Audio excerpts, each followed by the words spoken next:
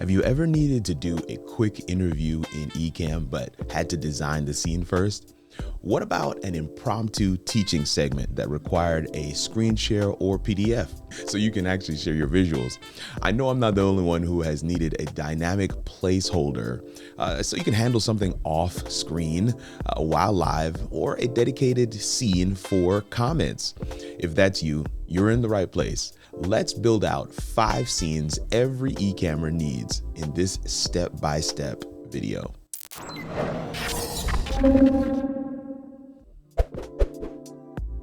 First, let's start by building out a single host scene where we just have some overlays. Essentially what you see on my screen right now is everything that's inside Ecamm. And what we're going to do is create a new scene. So we'll go right up here to the top. It's a new scene, and normally scenes start out as blank. So we're going to actually change the scene source to blank. That's what the scene source would be. And here's what it will look like with absolutely nothing in there, right? So I have a little background here saved in background. But what we then do is we go to select what that scene is going to be. So we'll go up to the top of the window and we need to go to source, and you could select camera, screen share, or video file, but you can also, in the window here, you can select them right here. So I'm going to select camera, see that that's camera. And once I select camera, my camera comes up on the screen. The next thing that we want to do is just have a little bit of an overlay. So I've got this overlay over to the side here, transparent overlay. I'm going to grab that, drag that onto the screen, and our first scene is built. So we have that. We're going to call that host. Boom. Now, we do want to be able to interview people from time to time. So let's create a new scene. And so we'll call this interview. Sometimes you may have a guest come in impromptu. Maybe you bring them in Zoom, which is a whole thing that you can do with Ecamm, or maybe you just have the link published and you have somebody that you want to be able to interview off the cuff. And so those are some of the things that you can do with Ecamm. But if you don't have the scenes pre-built, you will struggle to bring them in real time.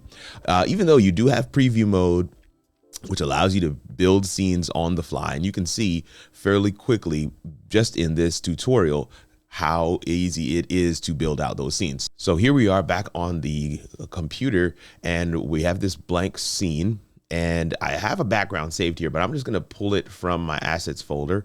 Always good to organize your assets first before you get started. I put this here because I want that to be the base level of the scene. I'm going to lock it. I really don't want to do anything else to it. If for some reason it had come in a little bit smaller, I would just simply scroll my wheel to make it bigger and have it take up the entire screen, then lock it in. This is just a basic image from Canva that I grabbed and then put my brand lines on it. So that made it simple. Next thing we want to do is add a camera. So we do that by hitting this camera icon here in the bottom where we're in overlays scene. So we're in overlays. We want to add a camera. We go to this bottom. You have a number of different things here.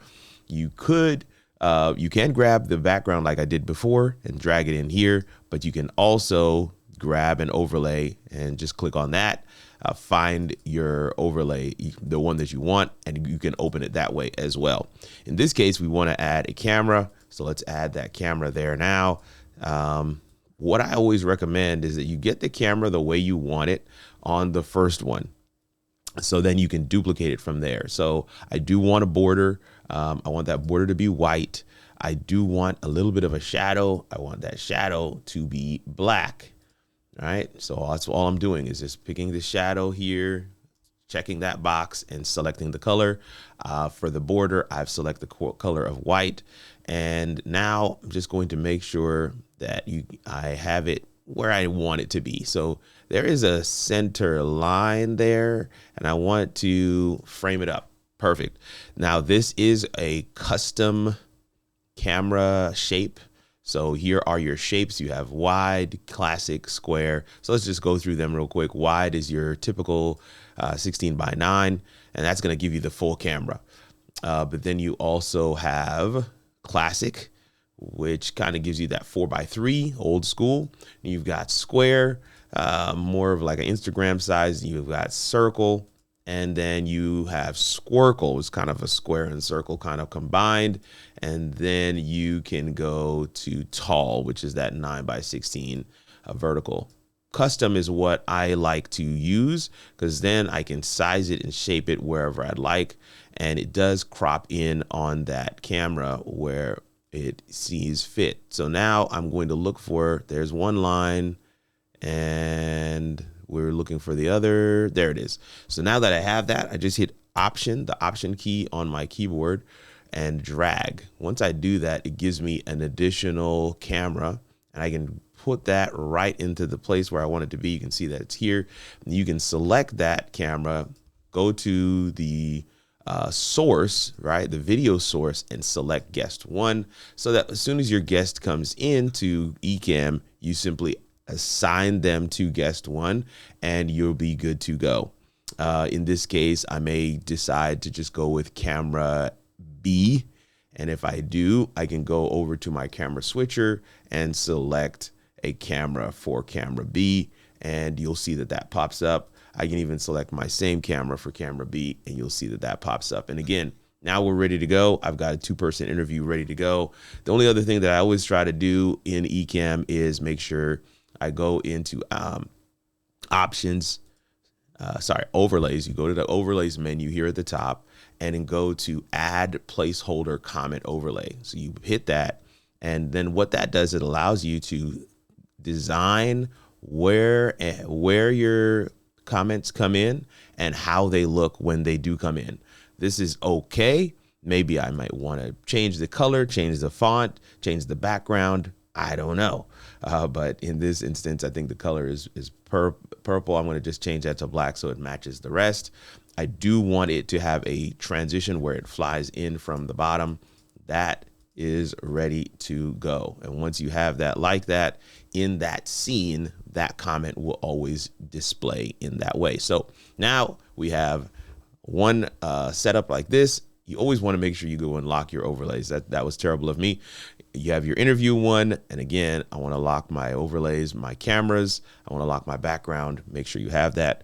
You may want a 3-person interview, and this is where I feel like, again, you want to duplicate. So you go to the scenes window, right? Your scenes window, go down to where you have the duplicate button. That's what that is. You can see it says duplicate current scene. We hit the duplicate and we say three interview. So we'll get rid of the comment just for now. And what I'm going to do, don't be alarmed, I'm actually going to delete one of the cameras. And the reason I do that is because I don't want to have to create the camera again. I want them to be the same size. So in order to do that, I want to make sure I build it once and then I can set it the way I want it. So here we have that, and then option drag again. We put this one in the middle. Option drag again. We put this one. We're just trying to size it the way that, so that it looks similar. I do want to pull these up a little bit so we can have some space at the bottom for comments. So let's do that. And again, that middle one, as long as we keep it on that middle line, we can match up the others to it. And so here we can show that comment again. We see that comment comes in at a nice place. We can go change this to camera B. And here again, change this to camera C. And again, it's just a matter of setting your cameras in your switcher to whatever camera you want it to be. And you can switch out what those are. And so now we have a 3-person interview and our comment is already ready to go. So we have our host, we have our 2-person, we have our 3-person. Now, there's always going to be a scenario where you want to do a presentation. So let's go and duplicate yet again. So let's duplicate that last one, that 3-person interview. We're going to call this presentation. Boom. And comment is still in the right place. That allows us to know where that comment's going to come up. But again, we're going to come in here and delete camera B and C. So we have just one camera. probably going to make that much smaller, and we'll kind of configure that a little bit more once we get our presentation on. Now, again, like I mentioned before, you want to make sure your assets are organized. I'm going to drag this into my scene, and that is my presentation. Scroll the wheel down a little bit, and we have our presentation. So that's what that looks like. We here in the overlays section can simply go in and change your layer priority. So you see where cam link is. We want to just drag that up above, and you can see that that has taken its preference. For my presentation, I'm going to right click it. Already I'd hit the pencil either way, or you can go down here and hit the wheel. We want to do some things to this as well. And so we can actually go in and make our changes manually to this, or we can just right click on the camera, hit copy, right click, and then say paste settings. And you'll see that it now has the shadow, and it now has the border that I have on everything else. So there's a bit of a uniformity to what we have. We lock our things in place, and now we have a presentation. I always like to double this presentation screen with a screen share, because you never can tell if you're going to use a PowerPoint slide deck or if you're going to use a PDF. I prefer using PDFs, but PowerPoints are good as well. Keynotes are good as well. And so the next thing we want to do is come down here and go to screen. This one right here is new screen share overlay. So we'll click that and just basically try to size it to the same size as the PowerPoint presentation, and select the pencil so that you can change your display. So here I'm actually going to select my secondary display, and I already have my website up over there. So we go to secondary display, select that, and you see that now my secondary display is there. We do need to change layer priority, so we drop that underneath the cam link camera, and then the one last thing we want to do, if you'll notice right at the top of the screen share overlay, you're seeing the menu for Apple. You're seeing all the tabs that I have open. You're seeing my browser URL. Don't like sharing those. So we hit the option yet again, and right on that line, you see where that turns into a line here as I'm going, if I just take it, if I just click it and drag it down, it will make the screen share overlay smaller. But if I hit option and click it, I can crop in on just the website itself. And once I have it where I want it, I will center that back up on with my camera. And if I hide, right, so here in the overlays segment, I can go in and hide the presentation PDF, and now it's just me and the screen. And if I move my mouse over to that screen, I can scroll around. So now I've got camera plus screen, and with just the click of hiding and unhiding, I can hide my screen and unhide my presentation and use my keyboard arrows to go through the presentation, or I can do that with a Stream Deck, whichever works better. You can actually show and hide your presentation and your screen with the Stream Deck. So you have that option and that ability as well. So now, just as a recap, we have our host screen, we have our interview screen, we have our 3-person interview screen, we have our presentation. And how does our comments come up on that? And it comes right in the right place as far as I'm concerned, because I do want it to just kind of come right at the bottom of that presentation, almost in the middle. And if I were to hide the presentation and show the website, again, it does something very similar. So we have that set. Some of the other things that I really want to showcase, one is a placeholder. So a placeholder is something that allows you to just kind of put something up on screen for you to be able to do something that while nobody's able to see.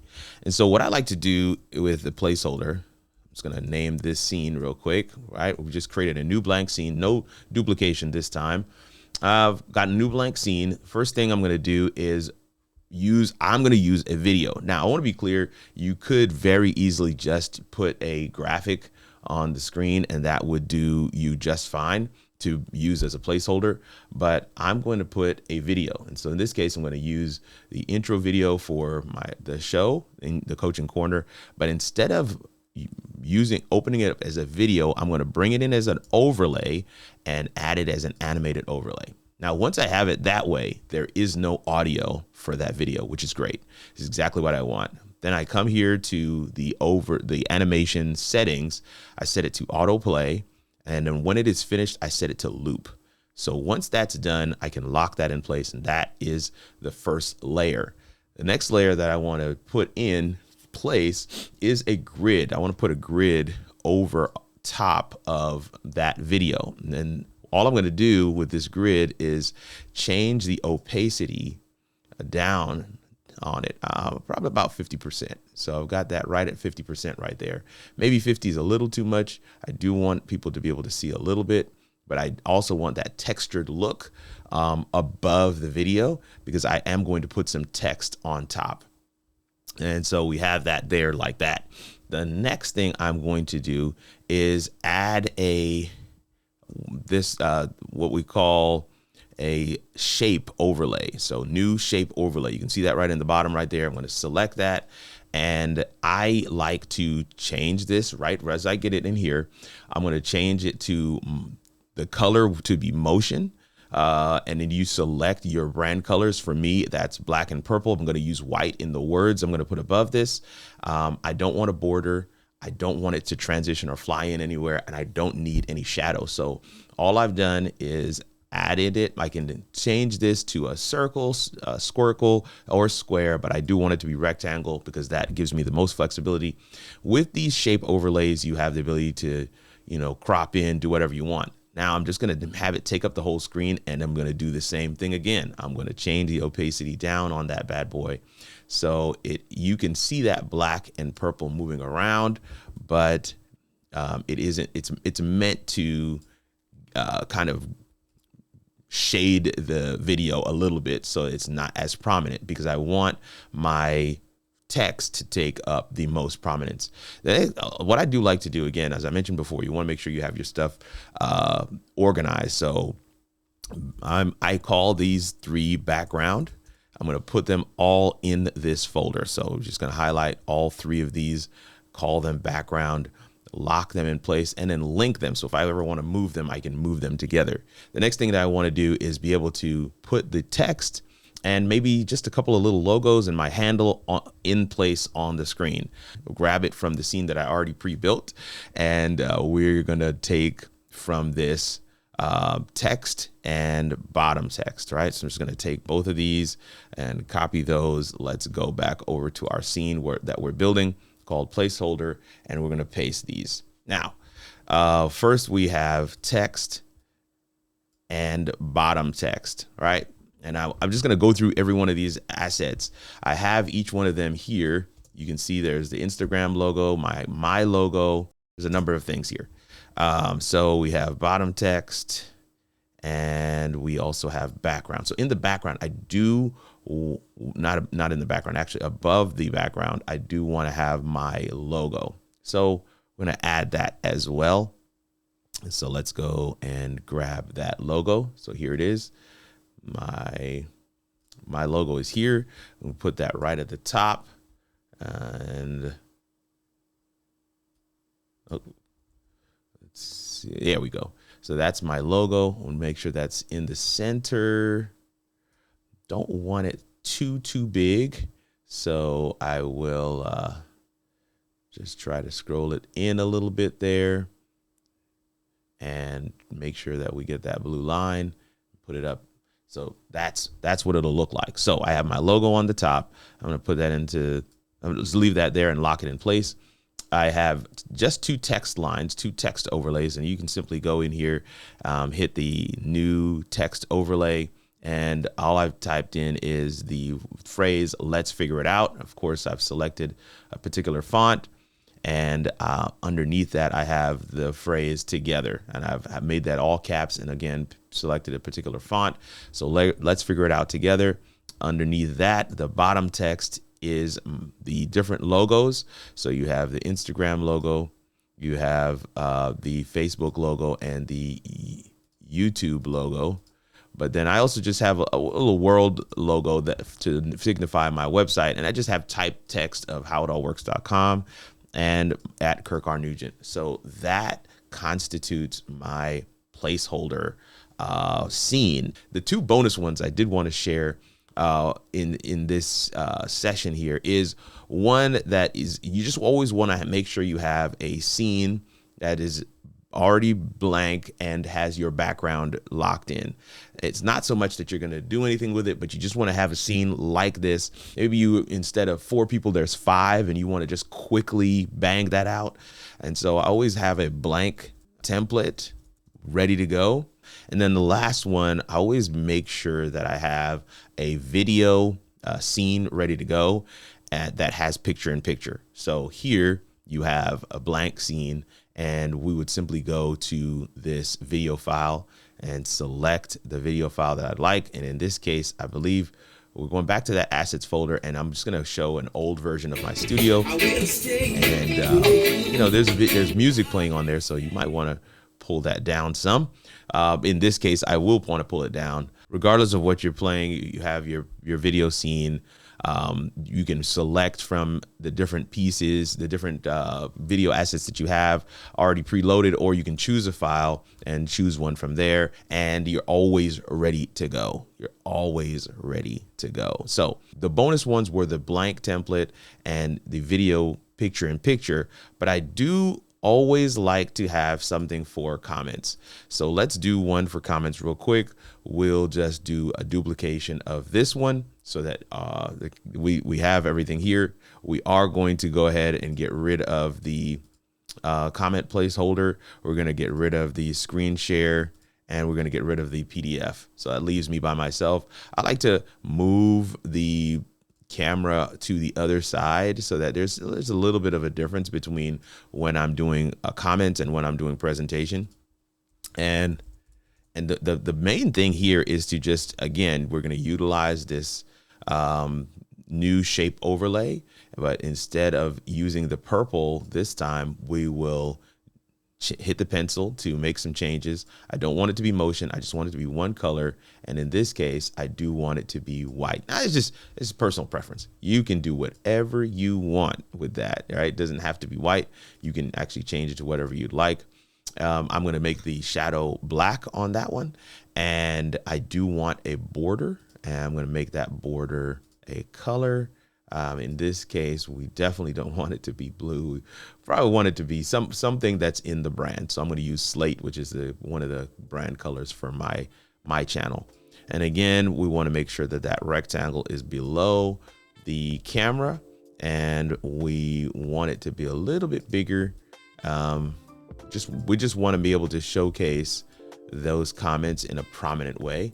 And so the next thing to do is to, again, go to your overlays menu at the top and select add placeholder comment. It's going to come up the way that it did before, but this time you're going to want to make sure you size it prominently, right? So this is the whole point of this scene, is that we want to showcase comments. Now, you don't have to do it this way. You can do your own personal preference, but because I want it to blend in, I actually take the shadow off, and I make sure that the square, the shape overlay, and the background of the comment, which you can see right here, is the same color. And so that way, when the comment comes up, it gives the illusion like the comment is on top of this huge square, which is great. I also make sure that my comment is going to fly in from the bottom, but you have a number of options there: fly in auto, left, right, bottom, or top. We'll just change it to top just so you can see what that looks like. And then we'll hit the pencil there, and we're pretty much ready to go. We can lock these in place, and when we hide the comment, you'll see it go away. And when we show the comment, you'll see it fly in. And that would be the final scene in this set of scenes that I believe every Ecammer should have. Ecamm Live Pro is the #1 streaming podcast and video production tool for Mac. Literally, it turns your computer into a full production suite of tools. Video production and live streaming is about engaging your viewer in ways that are organic. As a creator using Ecamm Live, I've found these scenes cover almost every scenario I find myself in. Let me know in the comments how you're using them. There are a handful of scenes I use for vertical streaming too. And in this video right here, I share how to design vertical scenes for streaming in Ecamm and EVMux. It's another handy step-by-step guide. Click here to watch, and I'll see you over there. Grace and peace, fam.